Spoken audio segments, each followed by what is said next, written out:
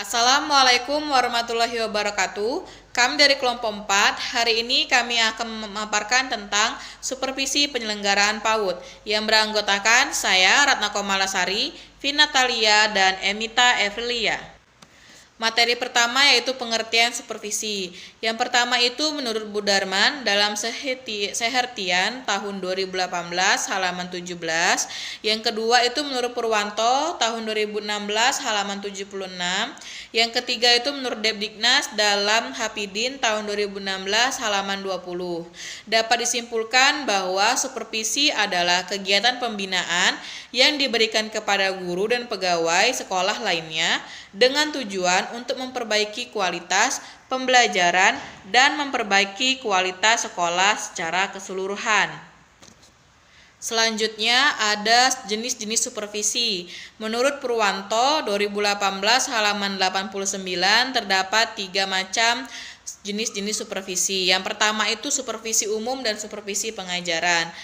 Supervisi umum adalah supervisi yang dilakukan terhadap kegiatan-kegiatan atau pekerjaan yang secara tidak langsung berhubungan dengan usaha perbaikan pengajaran. Contohnya, supervisi terhadap kegiatan pengelolaan bangunan, supervisi terhadap kegiatan pengelolaan administrasi kantor, supervisi pengelolaan keuangan sekolah. Nah, selanjutnya itu supervisi pengajaran. Supervisi pengajaran adalah kegiatan-kegiatan pengawasan yang ditujukan untuk memperbaiki kondisi-kondisi yang memungkinkan terciptanya situasi belajar mengajar yang lebih baik demi tercapainya tujuan pendidikan. Yang kedua itu ada supervisi klinis. Supervisi klinis termasuk bagian dari supervisi pengajaran. Disebut supervisi klinis karena prosedur pelaksanaannya lebih ditekankan kepada mencari sebab atau kelemahan yang terjadi di dalam proses belajar mengajar, dan kemudian secara langsung diusahakan bagaimana cara memperbaiki kelemahan dan kekurangan tersebut. Yang ketiga itu ada pengawasan melekat. Istilah pengawasan melekat diturunkan dari bahasa asing yaitu built-in control, yang berarti suatu pengawasan yang memang sudah dengan sendirinya melekat menjadi tugas dan tanggung jawab semua pimpinan, baik dari pimpinan tingkat atas sampai dengan pimpinan tingkat yang bawah. Selanjutnya ada ruang lingkup supervisi. Menurut Atmo Sudirjo tahun 2016 halaman 104 menjelaskan bahwa secara teoritis yang menjadi objek supervisi ada 2 aspek. Yang pertama itu aspek manusianya. Contohnya itu seperti sikap terhadap tugas, disiplin kerja, moral kerja, kejujuran, ketaatan terhadap pengaturan organisasi, kerajinan, kecakapan kerja, kemampuan dalam bekerja sama. Yang terakhir ada watak. Yang kedua itu ada aspek kegiatannya. Contohnya itu cara bekerja. Yang kedua itu metode pendekatan terhadap siswa. Yang ketiga efisiensi kerja, dan yang keempat hasil kerja. Selanjutnya itu tujuan dan fungsi supervisi. Menurut Arikunto dalam Kiestuti tahun 2018 halaman 40, tujuan supervisi dapat dibagi menjadi 2, yaitu tujuan umum dan tujuan khusus. Tujuan umum supervisi adalah untuk memberikan bantuan teknis dan bimbingan kepada guru dan staf sekolah yang lain agar personel tersebut dapat mampu meningkatkan kualitas kinerjanya, terutama dalam melaksanakan tugas, yaitu melaksanakan proses pembelajaran. Selanjutnya itu tujuan khusus. Tujuan khusus supervisi ada beberapa, yaitu meliputi 1. Meningkatkan kinerja siswa sekolah dalam perannya sebagai peserta didik yang belajar dengan semangat tinggi agar dapat mencapai prestasi belajar secara optimal. 2. Meningkatkan mutu kinerja guru sehingga berhasil membantu dan membimbing siswa mencapai prestasi belajar yang diharapkan. Selanjutnya, fungsi supervisi menurut Makmur tahun 2016 halaman 31, supervisi pendidikan mempunyai 3 fungsi umum, yaitu 1. Sebagai suatu kegiatan untuk meningkatkan mutu pendidikan. 2. Sebagai pemicu atau penggerak terjadinya perubahan pada unsur-unsur yang terkait dalam pendidikan. 3. Sebagai kegiatan dalam hal memimpin dan membimbing. Selanjutnya yaitu prinsip-prinsip dasar dan penilaian dalam supervisi PAUD. Prinsip-prinsip dasar yang ada di dalam supervisi PAUD yaitu 1. Supervisi yang demokratis. Maksudnya supervisi menghendaki agar tiap-tiap guru diberikan kebebasan untuk berpikir dalam memajukan inisiatif, kreativitas, menyampaikan pendapat, mengkoordinasikan kerjasama antar guru, dan mampu menggerakkan seluruh komponen yang disupervisi. 2. Harus konkret, objektif, dan sistematis. Maksudnya, supervisor yang konkret, objektif, dan sistematis adalah supervisor yang jelas sasarannya, apa adanya, tidak merekayasa, dan dilaksanakan secara terencana dan berkesinambungan. 3. Harus kreatif dan inovatif. Jika supervisi yang demokratis, sebagaimana disebutkan di atas, dilakukan berdasarkan data yang objektif dan konkret, maka supervisi tersebut dapat disebut sebagai supervisor yang kreatif dan inovatif. Selanjutnya yaitu bagaimana supervisi penyelenggaraan di PAUD.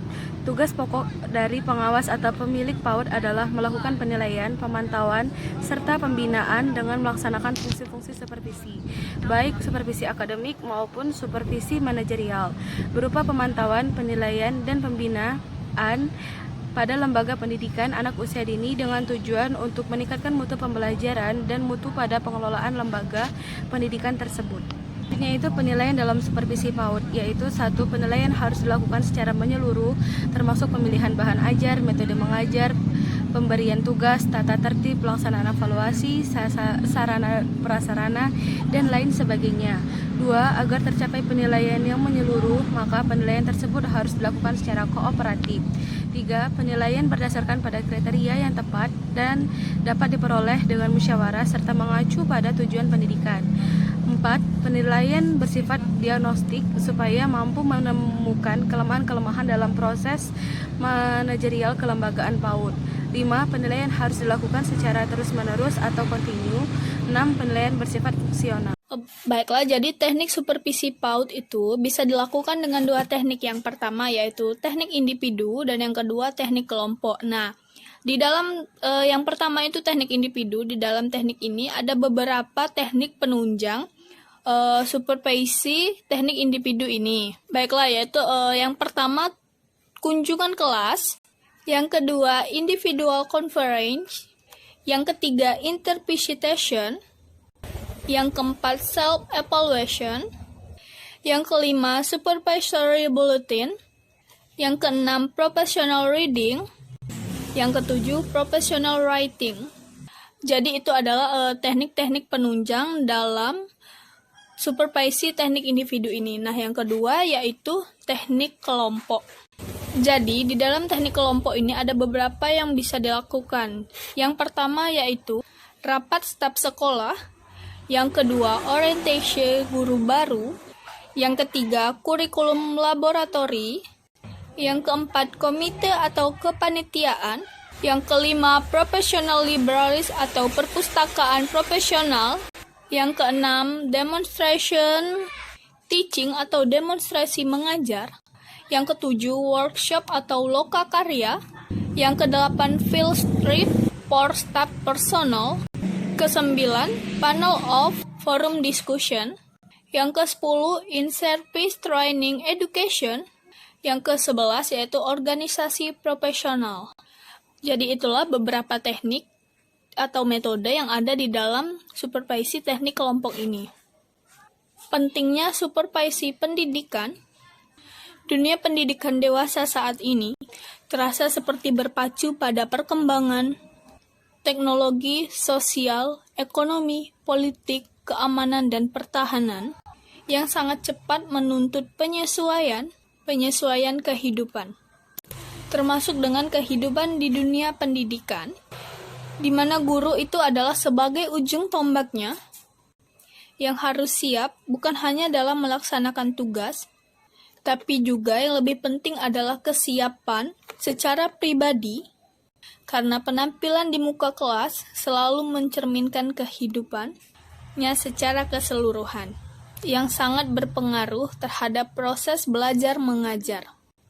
Menurut Lippert dalam Suitopo 2016 halaman 38, pentingnya supervisi pendidikan itu karena yang pertama bahwa dalam perubahan sosial, dewasa ini perlu diperhatikan dimensi baru, yaitu perubahan teknologi ruang angkasa.